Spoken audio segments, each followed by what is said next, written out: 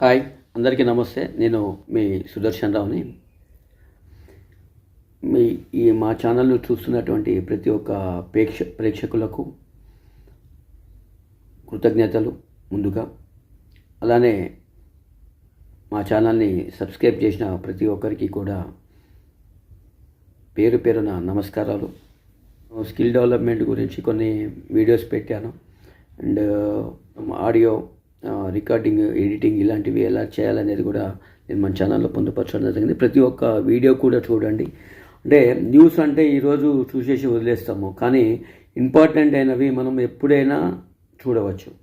మన జీవితానికి అవసరమైనవి ఏవైతే ఉంటాయో వాటిని ప్రతి నిరంతరము కూడా మనము చూస్తూ ఉండొచ్చు, లేదా ఒకసారి చూసి విని గుర్తుపెట్టుకొనైనా ఉండొచ్చు, ఏ రకంగానైనా ఉండొచ్చు. నేను ఇక్కడ కొన్ని ఇంపార్టెంట్ అనేవి మాత్రమే నా ఛానల్లో అప్లోడ్ చేస్తుంటాను. సో మా ఛానల్ని ఇప్పటివరకు సబ్స్క్రైబ్ చేయని వాడు, ఇదే మొదటిసారిగా చూస్తున్న వాళ్ళైతే మా ఛానల్ని తప్పకుండా సబ్స్క్రైబ్ చేయండి. మా ఛానల్లో వెలువడేటటువంటి ప్రతి వీడియో కూడా మీ మొబైల్ నందు నోటిఫికేషన్గా రావాలి అని అనుకుంటే సబ్స్క్రైబ్ చేసిన వెంటనే పక్కనే ఉన్నటువంటి బెల్ ఐకాన్ని ప్రెస్ చేయడం మాత్రం మర్చిపోకండి. మైక్ పట్టుకోగానే ఏం మాట్లాడాలో అనేది కూడా అర్థం కావట్లేదు. వారు ఏ స్థితిలో ఉన్నారు, వారి పొజిషన్ ఏంటి, అసలు అలా మాట్లాడచ్చా లేదా, ఇక్కడ వాళ్ళు ఒక కులాన్ని కానివ్వండి, ఒక మతాన్ని కానివ్వండి, ఏది జరిగినా కూడా ఇప్పుడు నేటి సమాజంలో ఏం జరుగుతుందంటే విమర్శలు విపరీతంగా ఎక్కువైపోయాయి. సో విమర్శలు అనేది చేసినప్పుడు విమర్శించవచ్చు, ఏదైనా తప్పు చేసినప్పుడు సహజంగా విమర్శించవచ్చు, కానీ ఎలా పడితే అలా విమర్శించటం కానీ, ప్రత్యేకంగా రీసెంట్గా కొన్ని సంఘటనలు, అంటే మైక్ పట్టుకొని మాట్లాడితేనే ఆ మాటల్లోనే విమర్శలు అనేది, వ్యతిరేకతలు అనేది కనపడుతూ ఉన్నాయి కొంతమందిలో. అలాంటి వ్యతిరేకమైనటువంటి భావాలు ఉన్నవాళ్ళు మైక్ పట్టుకొని మాట్లాడటం అవసరం ఉందా? యాక్చువల్గా ముందే వ్యతిరేకతతోటి మైక్ పట్టుకొని మాట్లాడితే వాళ్ళు సమాజానికి ఏం చేయగలరు? ఫస్ట్ అసలు మైక్ ఎందుకు పట్టుకున్నారు? ఒక నలుగురికి ఏదైనా విషయం, మంచి విషయాన్ని తెలియజేయడానికే కదా. ఇప్పుడు ఒక నాయకుడు ఒక మైక్ పట్టుకొని ఏం తెలియజేస్తాడండి? ఆయన చేయగలిగేటటువంటి కార్యకలాపాలు ఏవైతే ఉన్నాయో అవి మాత్రమే తెలియజేయగలగాలి. అంతేగాని మైక్ పట్టుకోగానే ఫస్టే దుష్మన్ ఎవడు, ఏది పార్టీ వాడా, అవతల పార్టీ వాడా, లేకుంటే అవతల కులం వాడా, అవతల మతం వాడా, లేకుంటే కుటుంబంలోనే దుష్మన్లు ఉన్నారా? ఇవన్నీ కూడా మైక్ పట్టుకోగానే ఫస్ట్ మాట్లాడటం జరుగుతూ ఉంది. సో ఇలాంటి విషయాలని ప్రతి ఒక్కరూ కూడా గ్రహించాలి. అసలు ఎందుకు మాట్లాడుతున్నారు? ఫస్ట్ ఒక నాయకుడికి మనం నాయకత్వం ఎందుకు ఇస్తామండి? అసలు ఓటు ఎందుకు ఇస్తాము వాళ్ళకి? మనల్ని పరిపాలించడం, లేకుంటే మనకి అభివృద్ధి చేయటము, మన రాష్ట్రంలో ఉన్నటువంటి ప్రజలకు అవసరమైనటువంటి అన్నీ కూడా అందుబాటులో వచ్చే రకంగా ఎటువంటి ఇబ్బంది లేకుండా అభివృద్ధి చేయగలగాలి. అలా చేయగలిగేవాడే నాయకుడు.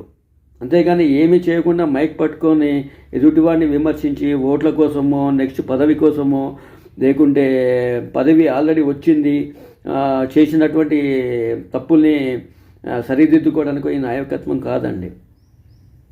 ప్రజాస్వామ్యంలో మత ప్రేమేమైన లేటువంటి రాజ్యము, ప్రజల చేత ప్రజల కొరకు ఎన్నుకోబడినటువంటిది, ప్రజల చేత ప్రజల కొరకు ఎన్నుకోబడినట్టు. అంటే ప్రజలే మనం ప్రభుత్వాన్ని ఎన్నుకుంటున్నాము.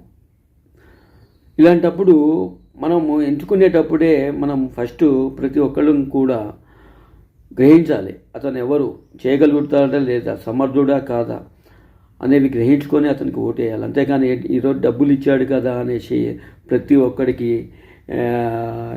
పార్టీకి మనం సమర్థించుకోవటము. సరే, డబ్బులు ఇచ్చాడు సమర్థించుకోము, ఆయన డబ్బులు ఇచ్చాడు ఆయన కూడా సమర్థించేసి, మరి ఇంకో ఆయన కూడా డబ్బులు ఇచ్చాడు, 3 పార్టీల వాళ్ళు డబ్బులు ఇచ్చారు, ముగ్గురిని సమర్థిస్తావా?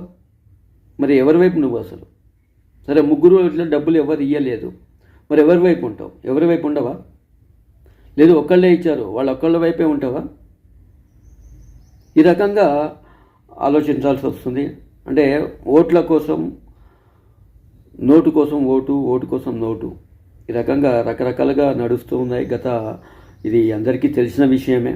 ఈ ప్రత్యేకంగా ప్రూఫ్లు చూపించాల్సిన అవసరం అయితే బేసిక్గా లేదనుకుంటా.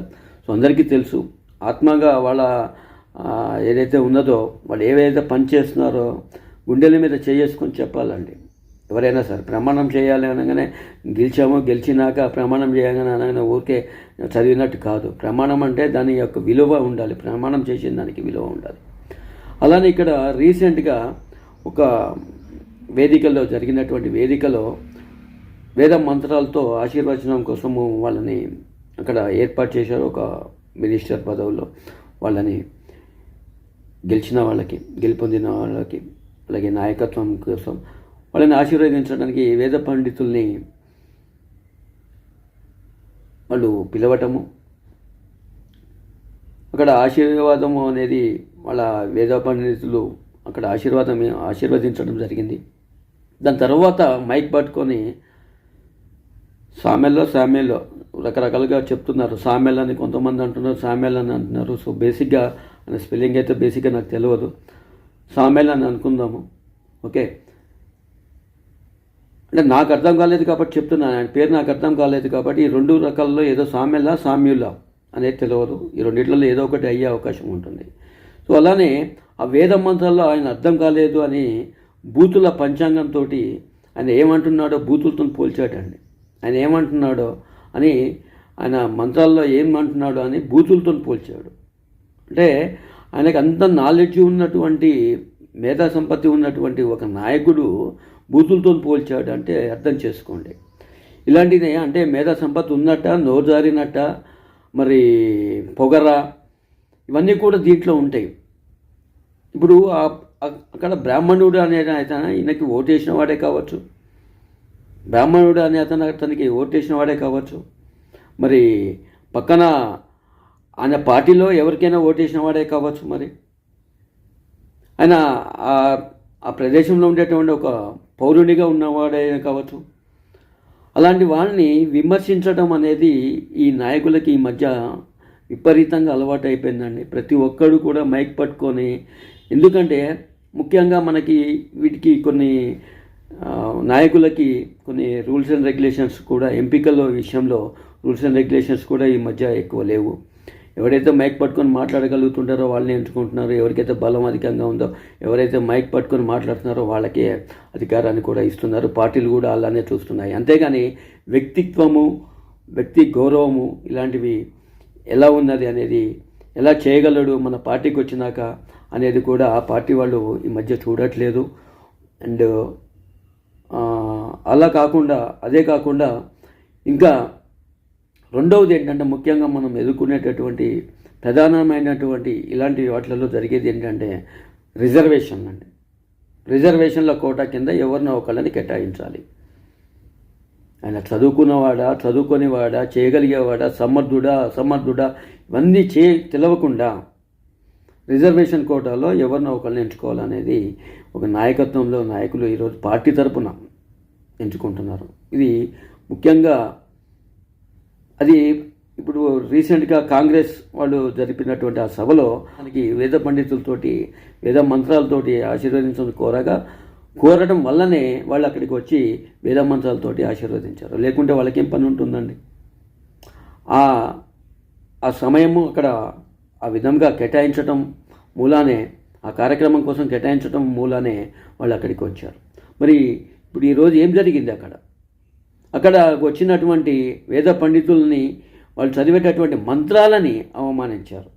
మరి అది ఆ బాపనాయన ఏం చదువుతున్నాడో ఈయనకు అర్థం కాని స్థితిలో ఉందట. మరి అర్థం కాని స్థితిలో ఉన్నప్పుడు కనీసం ఆయన చెప్పింది అర్థం చేసుకోవాలి కదా. అర్థం చేసుకోకుండా అర్థం ఏంటో తెలుసుకోవాలి కదా. అదే కదా మానవత్వం అనేది. మనిషికి ఆ మైండ్ ఇచ్చింది అర్థం చేసుకొని మాట్లాడటానికి మాత్రమే, అర్థం చేసుకోకుండా ఇష్టం వచ్చినట్టు మాట్లాడటానికి కాదు.